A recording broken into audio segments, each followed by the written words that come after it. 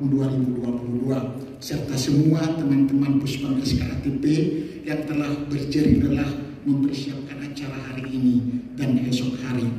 Permohonan kami dan mohon maaf yang sebesar-besarnya apabila terdapat kekurangan dalam pelayanan penyambutan terhadap Bapak dan Ibu saat pelaksanaan pada hari pertama maupun pada hari kedua hari ini. Semoga kegiatan forum ilmiah tahun 2022 memberikan manfaat bagi kita semua. Untuk itu, dengan segala hormat, kami mohon kehadiran Bapak Wakil Menteri untuk membuka acara ini dan memberikan sambutan. Terima kasih. Wassalamualaikum warahmatullahi wabarakatuh. Salam, santi, santi, santi. Artinya siap komandan, siap laksanakan. Kira-kira itu kalau bahasa terjemahan bebas. Nah, tapi dari 3 perintah presiden itu ujungnya menurut saya adalah tetap pada layanan masyarakat. Bagaimana kementerian, semua kementerian saya kira tidak hanya ATR BPN menjadi institusi yang memang melakukan pelayanan terhadap masyarakat. Pak Menteri kemarin mengatakan cara berpikir lama, ya, kalau bisa dipersulit kenapa dipermudah, kalau bisa diperlambat kenapa dipercepat. Itu adalah cara berpikir pusat yang tidak boleh ada lagi di Kementerian ATR BPN maupun saya kira kementerian-kementerian lain. Tugas kita justru adalah menjadi fasilitator agar semua harapan, keinginan rakyat, aspirasi itu dapat difasilitasi secara cepat dengan DIPA tadi ya, dan penelitiannya. Tapi saya kira bisa kita selenggarakan dengan cara yang lebih sederhana dan tidak melibatkan atau budget yang lebih besar. Dulu saya ingat di Kementerian Luar Negeri ya, Kemenlu, itu secara rutin diadakan foreign policy breakfast gitu ya. Jadi kira-kira mengundang stakeholder yang terkait dengan foreign policy, apakah kedutaan, ormas, ya, untuk berbicara tentang apa yang akan sedang dipikirkan, apa yang sedang dikerjakan oleh pemerintah, dan bagaimana stakeholder merespon gagasan-gagasan tersebut, apa yang harus dikerjasamakan dan sebagainya. Ya, saya kira kita perlu juga nih ini gagasan barusan saja ketika Pak Sekjen mengatakan ini forumnya hanya setahun sekali ya, saya pikir perlu juga mungkin nanti agrarian and land management policy breakfast. Mungkin kita bikin dulu 3 bulan sekali atau kali, nanti mungkin sebulan sekali diundang semua stakeholder ya. Dari perbankan, dari REI, dari LSM, dari Ormas, ya, dari CSO, ya, Civil Society Organization, yang itu tadi kata Pak Menteri, kita harus membuka diri kita untuk mendapatkan masukan, kritik, ya, saran, yang kemudian itu juga pada ujungnya adalah meningkatkan layanan kita dari masyarakat. Nah, kalau diselenggarakan di hotel ini tentu budgetnya besar, kita punya ruangan yang cukup baik, modalnya saya kira cuma kopi teh dengan kue-kuean dikit juga, namanya juga breakfast. Nah, saya kira ini keterbukaan semacam itu tentu akan membantu membuka forum ya, yang lebih baik. Nah, ini forum namanya ilmiah. Ilmiah ini juga lagi-lagi dari bahasa Arab ya, ilmu. Ilmiahnya harus bersifat keilmuan. Oleh karena itu forum ini adalah forum yang sangat terbuka ya. Ilmiah artinya syarat dengan teori, harus padat dengan data, harus banyak fakta, dan dibicarakan secara terbuka. Jadi jangan sampai nanti karena pembicaranya misalkan banyak dari kementerian terkait, teman-teman dari swasta atau dari CSO khawatir untuk mengelaborasi gagasan, menyampaikan saran, menyampaikan kritik, sehingga nanti forumnya tidak menjadi forum yang ilmiah. Ilmiah sekali lagi itu tadi basisnya adalah ilmu pengetahuan, teori, data, fakta, bukan hoax, bukan fitnah, dan disampaikan secara di forum yang deliberatif gitu ya, terbuka, sehingga nanti ujungnya kita mendapatkan dagingnya, esensinya dari forum hari ini itu apa, follow up-nya apa, konkretnya apa nih yang harus diperbaiki dari sistem, baik tadi hari ini kita akan membicarakan tentang integrasi tata ruang, maupun besok kita bicara tentang transformasi digital. Pak Menteri juga menegaskan kepada seluruh Kakanwil dan Kakantah ya, tentang transformasi digital. Saya kira ya, meskipun ini journey, perjalanan, tapi ujungnya memang ini adalah kepastian sejarah bahwa layanan digital itu atau transformasi digital itu merupakan sebuah kepastian yang tidak bisa kita abai atau kita. Nah, sementara saya tahu di kementerian kami sudah ada 4 layanan yang layanan digital ya. Ada hak tanggungan elektronik, kemudian ada surat keterangan pendaftaran tanah, informasi zona tanah, dan sertifikat tanah. Nah, ini akan terus teman-teman di istana juga mungkin lewat sana sampai ke saya. Sempat kemarin ini terjadi perlambatan ya, proses pelayanan elektronik ini. Saya sampaikan ada bagus dari Pak Virgo analoginya ya, kalau gatalnya di sini ya yang disalut yang semuanya. Jadi nggak mungkin lagi kita kembali kepada masa lalu menjadi manual ya, tapi harus digital. Apa yang perlu diimprove, apa yang harus diperbaiki dari sistem itu kita perbaiki secara bersama ya. Karena dari layanan digital inilah yang tadi ya yang dituju oleh Undang-Undang 25 tahun 2009 ya, tentang layanan publik yang cepat, yang efisien, yang efektif, dan tanpa pungli ada di sana ya. Dan juga terjangkau biayanya. Itu hanya terjadi dengan transformasi digital. Sekali lagi ATR BPN di bawah kepemimpinan Pak Hadi memiliki komitmen untuk menjadi institusi yang terbuka terhadap saran, kritik selama itu bersifat ilmiah ya. Dan nanti mungkin saya bicarakan dengan Pak Sekjen supaya detail lagi, mungkin kita adakan itu Pak, pertemuan yang lebih rutin tentang itu tadi agrarian and management, land management policy gitu ya.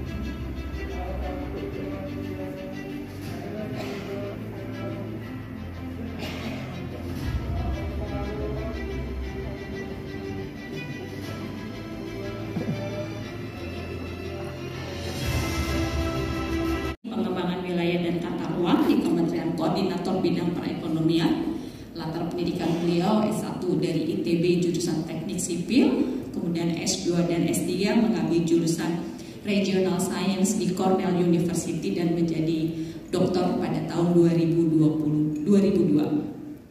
Saat ini Bapak Wahyu selain menjabat sebagai deputi, beliau juga saat ini menjabat sebagai Ketua Tim Pelaksana Komite Penyediaan Infrastruktur Prioritas atau KPIP, dan juga Ketua Tim Pelaksana Dewan Kawasan Nasional Ekonomi Khusus. Jadi mungkin di forum ini Pak Wahyu nanti akan bisa memaparkan bagaimana tata ruang dan pertanahan juga memegang peranan penting, cukup efektif, dan beliau mengambil tema terkait bagaimana land value capture ini akan sangat mempengaruhi proses peningkatan investasi ini. Kepada Bapak Wahyu kami persilakan, waktunya sekitar 35 menit.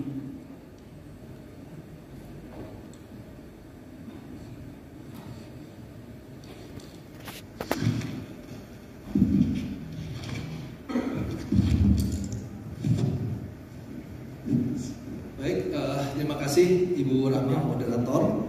Selamat pagi Bapak Ibu sekalian, khususnya kepada Bapak Wamen ATR BPN yang mungkin baru kali ini Pak kami bertemu, mohon maaf Pak Sekjen ATR BPN, rekan kami dari ITB, beda angkatan, dan tentunya Bapak Ibu sekalian yang kami hormati, selamat pagi, Assalamualaikum warahmatullahi wabarakatuh.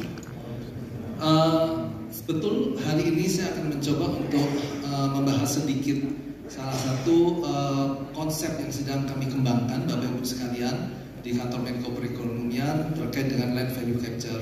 Tapi sebelum itu saya coba akan memberikan semacam introduction lah Bapak Ibu sekalian, bahwa kalau saya lihat ATR BPN ke depan ini tentunya akan menjadi kunci dalam pembangunan Terlebih tadi ada 4 kata inti yang disebutkan: integrasi tata ruang, pertanahan, kemudian adalah kecepatan dalam investasi dan kesejahteraan masyarakat. Nah, Bapak Ibu sekalian, kalau kita lihat kembali lagi, peran-peran ATR BPN ini memang kenapa menjadi kunci? Karena BPN tentunya berperan dalam perencanaan dari sisi tata ruang. Bagaimana menginginkan baik 2035 income per kapita kita kami sedang susun, sehingga tentunya ini mungkin baik untuk kita diskusikan pada hari ini, atau mungkin kalau tadi Pak Wamen sampaikan 3 bulanan sekali kita ketemu. Saya sangat menerima tantangan tersebut, Pak, supaya kita bisa menggunakan land value capture ini sebagai salah satu modal untuk pembangunan kita, skema pembiayaan yang bisa mempercepat pembangunan yang kita perlukan. Nah, Bapak Ibu sekalian, pada slide berikutnya, slide pertama, nah ini adalah pola pikir yang akan kami coba sampaikan pada hari ini. Karena topiknya adalah penataan ruang dan pertanahan, maka kami coba akan mengangkat masalah terkait dengan penataan ruang dan pertanahan. Kemudian ini yang harus kita integrasikan, karena ini akan menjadi faktor yang penting dalam peningkatan land value capture. Tentunya Bapak Ibu sekalian, tadi kita tahu bahwa tata ruang kita sudah cukup banyak, RDTR juga sudah cukup banyak yang disiapkan. Yang perlu kita lakukan adalah melakukan evaluasi. Karena kita tidak bisa existing oke, tapi kita tetap harus melakukan evaluasi untuk melihat barangkali ada cara-cara yang lebih efisien, lebih maksimal untuk meningkatkan nilai suatu ruang atau nilai dari suatu lokasi tertentu. Oleh karena itu, Bapak Ibu sekalian, evaluasi penataan ruang ini tetap harus dilakukan. Dan tentunya kaitan dengan hal ini, kita akan mencoba untuk memberikan masukan-masukan terkait dengan bagaimana mengoptimalisasikan penataan ruang tersebut. Tentunya kami inginnya berbasis LVC. Kenapa? Karena kita sudah bangun infrastruktur, Bapak Ibu sekalian. Kalau kita sudah bangun suatu infrastruktur, pasti daerah yang terdampak dari infrastruktur ini mempunyai nilai lebih dibandingkan sebelum adanya infrastruktur. Nah, nilai lebih inilah yang harus kita capture supaya kita bisa memanfaatkan nilai lebih ini untuk pembangunan yang lainnya, sehingga percepatan dari pertumbuhan ekonomi kita bisa dicapai dan juga pemerataan bisa kita capai. Kita lihat Bapak Ibu sekalian, Jawa sudah tersambung dengan jalan tol, tinggal sedikit yang di Probolinggo ke Banyuwangi. Tapi transportasi darat, laut, udara sudah cukup baik. Sumatera kita juga bangun yang namanya jalan tol Trans Sumatera. Ini tentunya harus diimbangi dengan pembangunan kawasan yang dekat dengan jalan tolnya, supaya jalan tolnya juga lebih ramai dan juga terjadi pusat-pusat yang ada di sepanjang koridor jalan tol tersebut. Demikian juga di pulau yang lain, Sulawesi yang istilahnya sekarang lebih banyak membangun terkait dengan smelter. Ya, kita coba siapkan Sulawesi untuk pemanfaatan smelter dan industri turunannya.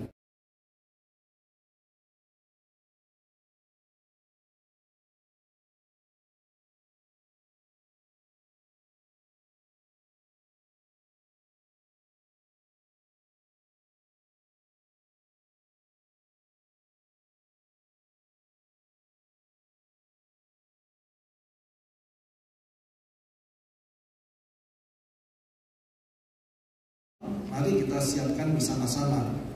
Nah, inilah Bapak Ibu sekalian, menurut kami aset yang cukup baik, cukup banyak yang bisa kita manfaatkan.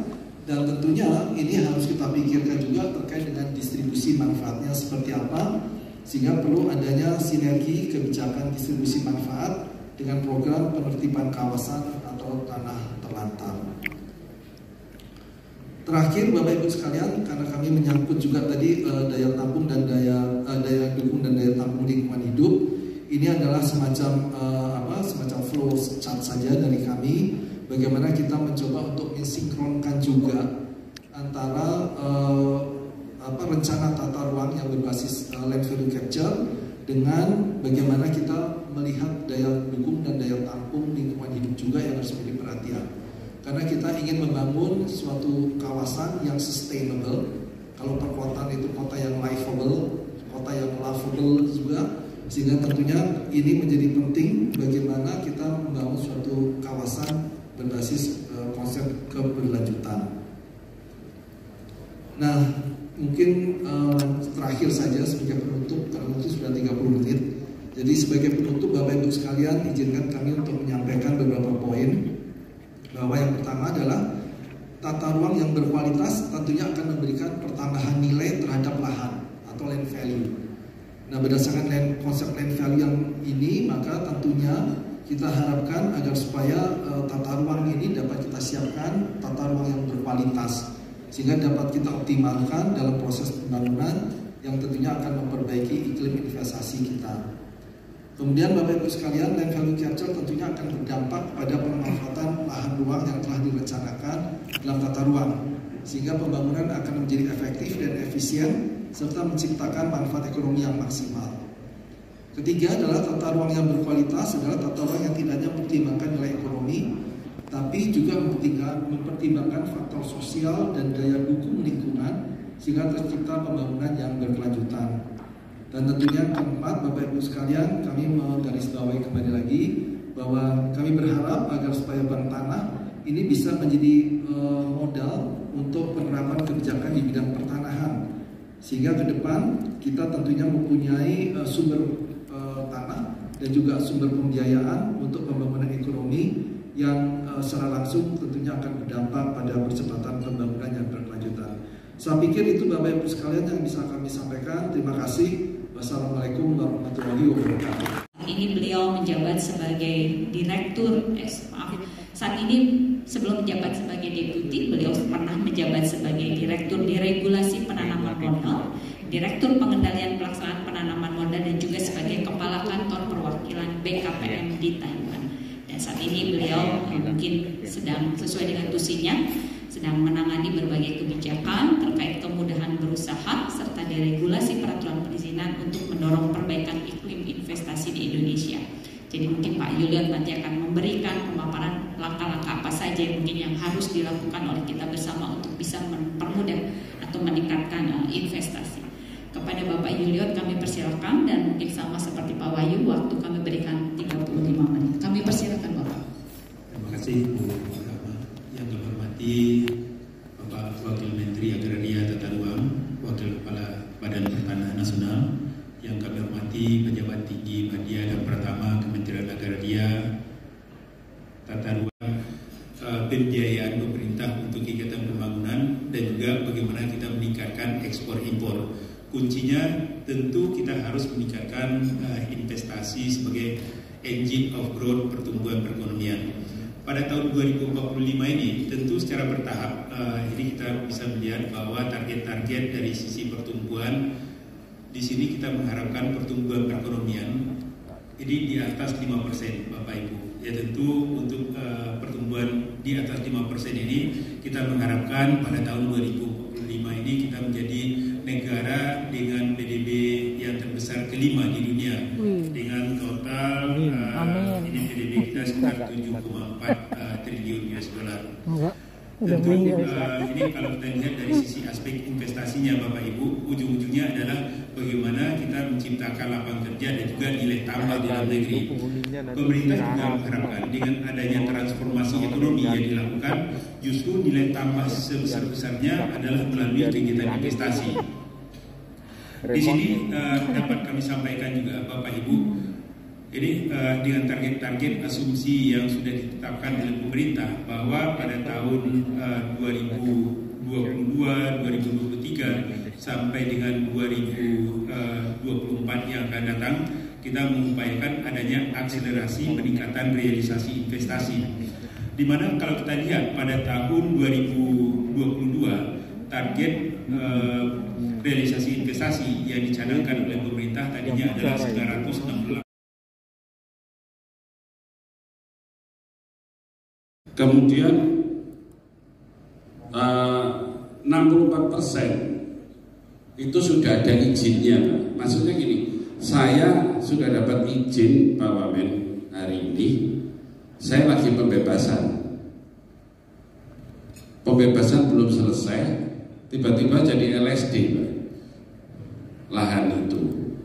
Jadi mohon untuk evaluasi tahap kedua supaya tidak terjadi korban seperti tahap pertama, bagaimana supaya berkoordinasi dengan Pemda setempat, sehingga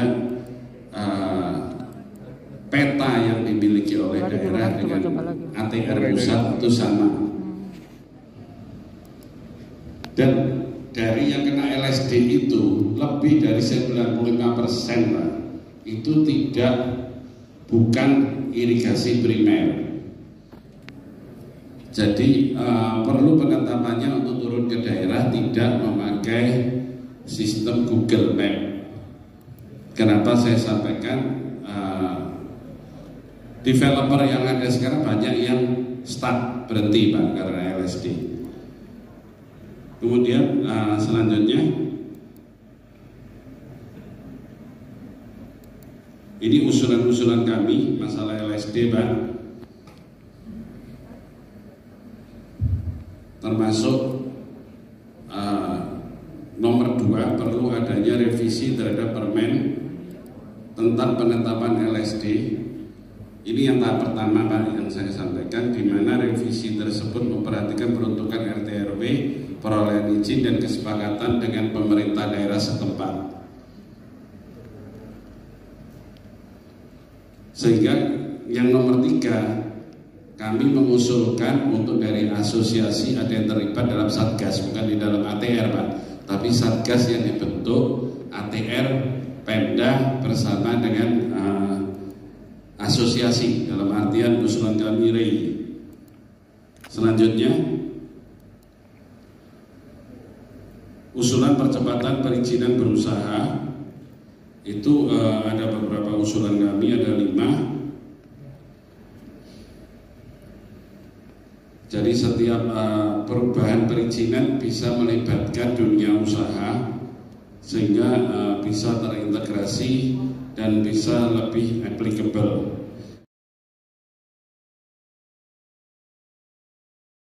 Hadir suatu kawasan industri di sana, dia meningkatkan nilai tanah yang begitu tinggi.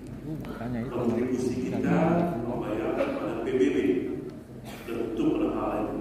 Kembali pada filosofi PBB adalah pembayaran yang dilakukan oleh masyarakat, dan dana yang diambil oleh masyarakat kembali kepada masyarakat untuk infrastruktur. Sehingga dari peningkatan tanah tadi, pemerintah menerima devisa yang cukup besar untuk membangun infrastruktur. Kehadiran kawasan industri maupun pengembangan perumahan itu menciptakan suatu daerah dengan demikian rupa sehingga meningkatkan nilai ekonomi yang cukup tinggi dan memberikan multiplier dampak ekonomi di berbagai macam sektor usaha maupun aspek sosial lainnya. Jadi kemudian saya nol. Lahirlah Kebijakan 3 Tadi Mas dapatnya dari mana? Sendiri oleh developer. Nah, itulah memberikan suatu dampak yang berakibat harga tanah menjadi mahal.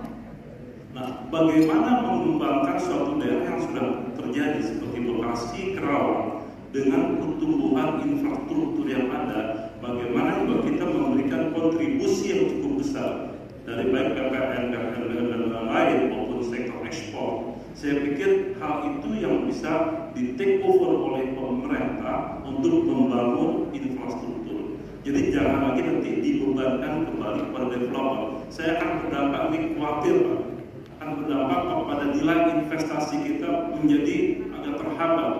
Biar bagaimanapun hitungan kita, kalau kita dibebankan kepada satu nilai infrastruktur yang ada, akan mempengaruhi harga dari kafling tersebut. Mungkin itu tambahan dari kami. Assalamualaikum warahmatullahi wabarakatuh.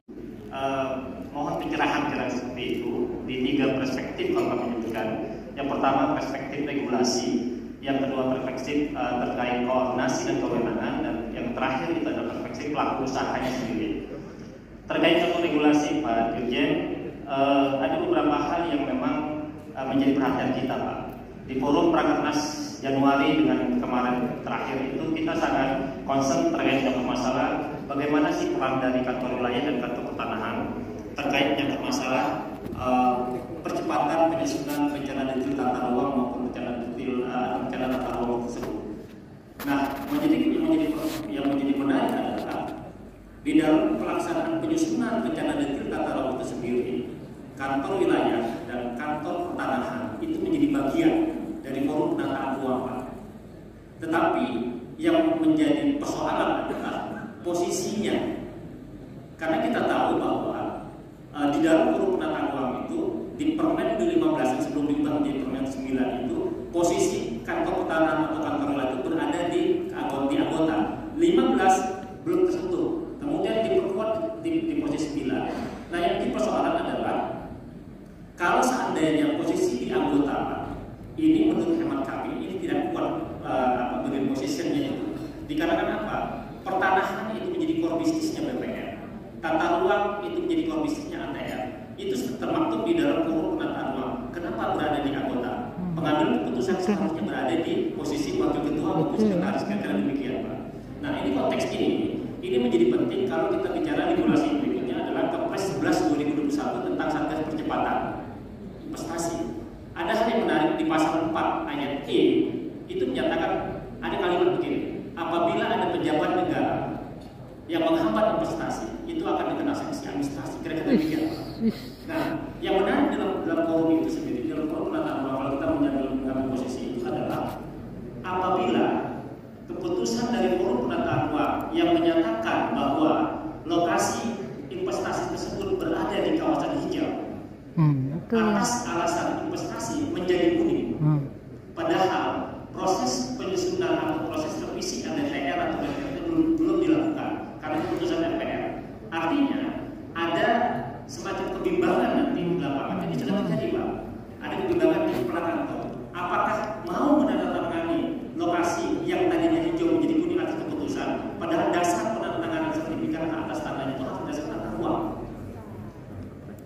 Jadi konteks inilah yang menjadi hal yang penting di forum penataan ruang ini, bahwa posisi dari kepala kantor ataupun kepala kantor wilayah di dalam forum penataan ruang jangan sampai nanti pada saat keputusan kolektif kolegial di forum tersebut menyatakan lokasi tersebut hijau, kuning, padahal tata ruangnya masih hijau, tetapi karena kebutuhan investasi menjadi kuning. Nah, otomatis hasil forum penataan ruang itu akan termaktub dalam bentuk dokumen KKPR. KKPR inilah dokumen KKPR inilah yang akan menjadi dasar pelaku usaha boleh dikatakan untuk mengajukan permohonan atas tanah supaya nanti tersertifikat sehingga untuk menjadikan salah satu modal usaha. Jadi ini menjadi salah satu hal yang sangat bagi kita di lapangan itu confuse sekali, Pak. Itu yang pertama. Yang kedua menyangkut masalah koordinasi dan kewenangan. Nah, kami melihat, Pak, untuk penyusunan RDTR sendiri ini mungkin menjadi PR kita Pak internal izin. Kami sudah berkomunikasi dengan teman-teman dari Dinas Penataan Ruang Provinsi. Setiap kali penyusunan rencana detail tata ruang itu, mohon maaf, terkadang provinsi itu dilewatkan, Pak. Tadi Bapak menyampaikan bahwa salah satu tugas dari kami itu adalah fasilitasi penyusunan RTR daerah.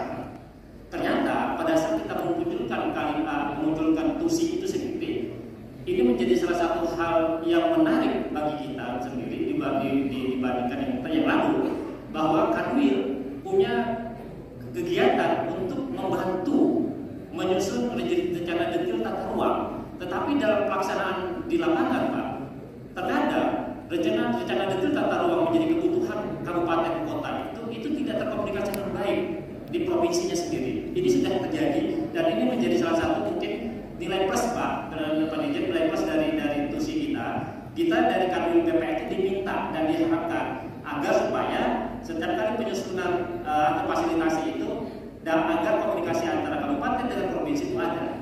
Jadi tidak langsung. Kita tahu sekarang ini terkadang kabupaten A langsung ke Dirjen untuk ditetapkan kursus dan sebagainya. Dan kemudian izin dan tanda kutip ada ketakutan. Karena saya ingat kami tahun 2023 nanti Kanwil maupun Kabupaten akan diberikan anggaran untuk penyusunan rencana detail tata ruang. Penyusunan, bukan fasilitasi lagi, tapi penyusunan. Nah, persoalannya adalah yang kompetensi sebagai Bapak Dr. Eko tadi.